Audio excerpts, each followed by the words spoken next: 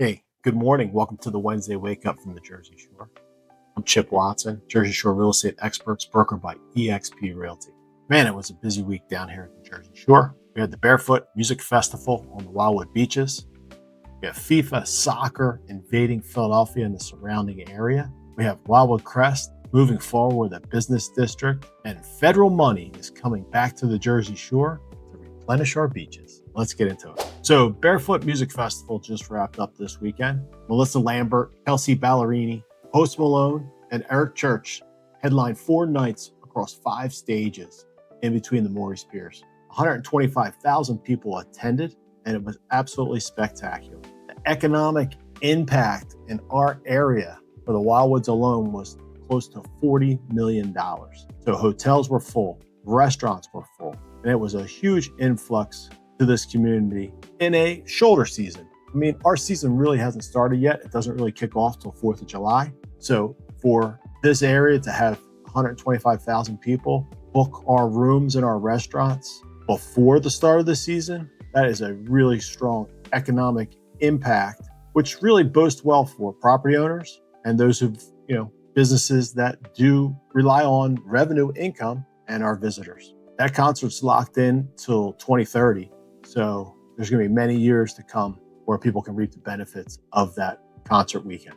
So the FIFA World Cup is in America, as you may have seen, and it has come into Philadelphia. So last Friday, Brazil and Haiti played in Philadelphia. It was at the Lincoln Financial Field, but they changed the name to Philadelphia Stadium because of naming rights. Pretty funny. Brazil won 3-0, and the Brazilian fans just took over the streets outside Philadelphia, filling up the stateside entertainment district with yellow and green all the way up into the festival at Lemon Hill and all over into the neighborhoods of South Philly. Philadelphia is going to be hosting 6 matches during this tournament, and there's a lot of people coming into our area and basically seeing the East Coast and the Jersey Shore for the first time. Rave reviews from some folks. Some people pretty much amazed at some of the lines in our bakeries.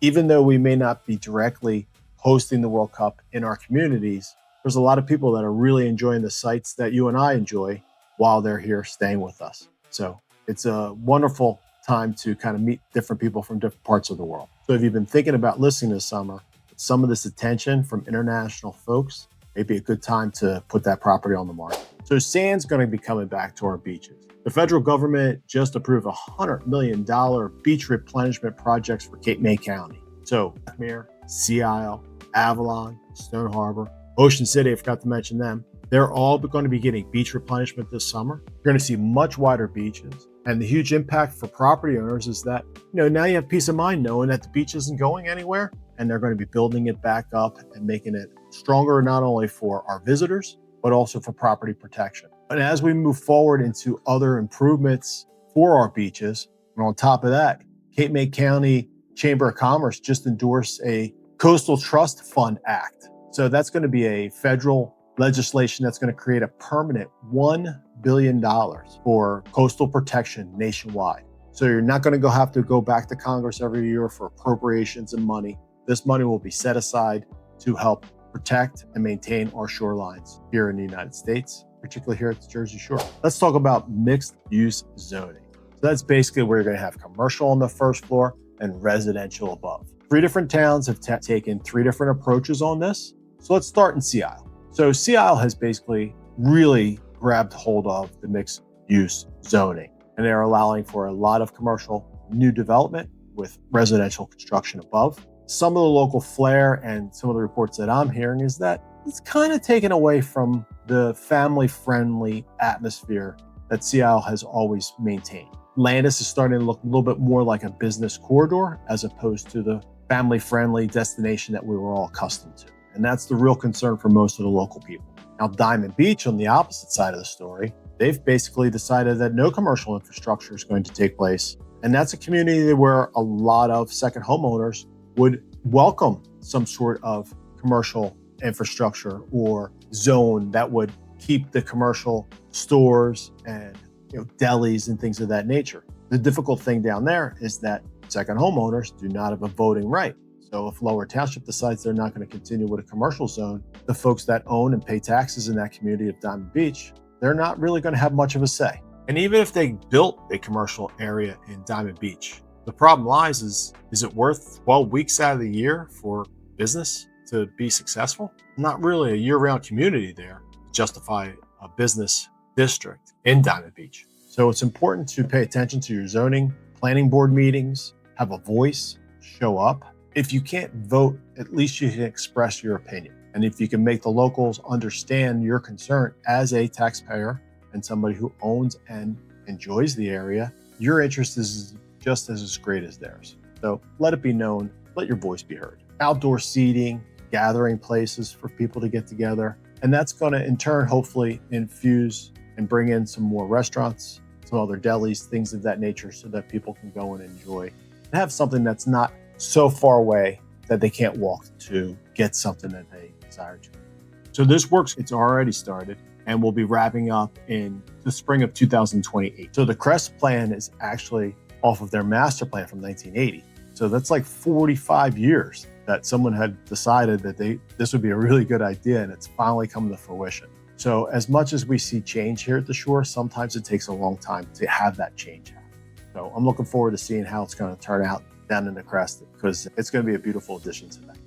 Now, before you fall in love with that mixed-use residential property anywhere here at the shore, you got to talk to your lender first. So when buildings carry too much commercial interest or square footage, that could really turn that property into what we call a non-warrantable designation. So it would no longer be eligible for traditional conventional financing. That's going to limit who can buy in that property, mostly cash buyers or those who are going to go through a portfolio lender. Again, these are some of the nuances that come with mixed-use zoning. So if you're going to go through a portfolio loan, that's going to be a higher deposit, higher interest rates, a true investor situation there. So if you do buy in a mixed-use property, it's going to shrink your buyer pool, going to reduce people to only be cash buyers or non-warrantable portfolio loans, which means higher interest rates, higher deposits. You know, this is the exact nuisance when you need the right real estate agent and the perfect lender to help you navigate what that looks like for your future. So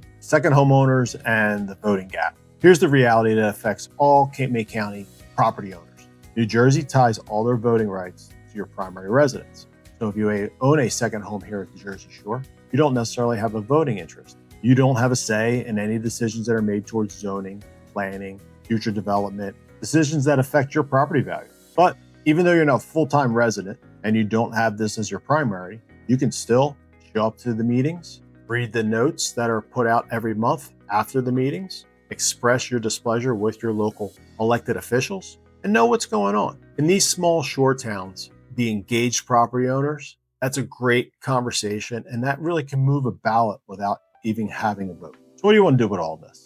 So if you're looking into an area that's getting some replenishment, act, because that beach is going to be saved. Federal money's coming back and the beach is going to be better and stronger than ever. And it also is going to be a very good protector of your property or future property. If you're interested in a mixed zone property, better run your financial options first. Reach out to a respected agent, know what you're going into before you get into it, before you fall in love with that property. You own a WILDWOOD CREST, look for the new Crest Station area. It's going to be a wonderful addition to the community. You've been thinking about selling. Barefoot's just been here. You got the FIFA World Cup folks with a lot of enthusiasm. People are interested in our area.